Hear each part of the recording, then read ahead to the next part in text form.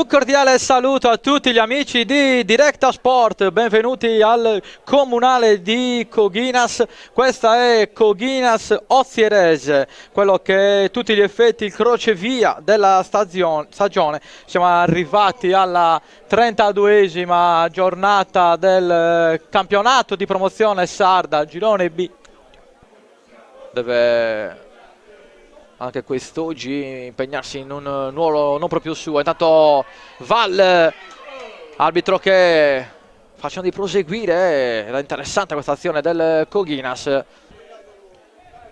quindi rimessa con le mani per il Coghinas in proiezione offensiva, addirittura dentro il rigore, la rimessa con le mani di Fiorentino e poi Meli dalla distanza, conclusione che simile al lato, colpisce anche il palo di cui attenzione intanto a Matteucci dribbla il diretto avversario, poi conclude Baldazzi, ci mette una pezza Seu a mettere un po' di pressione all'estremo difensore dell'Ozierese. Intanto Ferro colpo a colpo con Criado e poi va anche alla conclusione appena dentro l'area, debole però adesso la possibilità di riscattarsi con il secondo calcio d'angolo di fila per l'Ozierese. Questa volta parte meglio il destro, c'è una trattenuta con proteste vistose da parte dell'Ozierese. Squadra solida e difficile da battere tra le mura amiche. Ora il tiro in porta direttamente da corner di Apeddu con Carbonara che conosce le proprietà balistiche del numero 11, non si è fatto sorprendere. Sputato fuori dall'area di rigore per questo corner, battuto da Meli con Radovanovic che la trova di testa, poi Canu in alleggerimento, pallone in orbita quello del numero 15, anche al vento, come vedete dalla bandierina spira da destra a sinistra, potrebbe favorire il mancino di Apeddu che va ancora in porta sullo stesso palo di poc'anzi, under 18 della Sardegna. Poi è rimasto a dare una mano in questo rush finale. Intanto fantasia da lontanissimo, a centimetri dal gol del vantaggio l'Ozierese.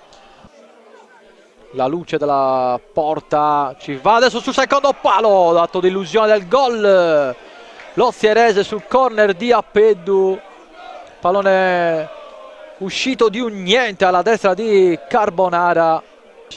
Ferro che ha provato a destreggiarsi in area di rigore, tanto Mendes col mancino anche lui, Carbonara centrale per lui, 4 in barriera anzi, va in porta Matteucci, troppo morbido a metà tra un tiro e un cross, non ha problemi Baldazzi che poi alza un campanile dove c'è Mendes, attenzione a Mendes dalla distanza, Matteucci prova a rincorrere la sfera, poi la mette in mezzo, Meli stop, aggancio sombrero di Meli, poi con la punta del piede, un po' debole, non ha finito però il Coghinas.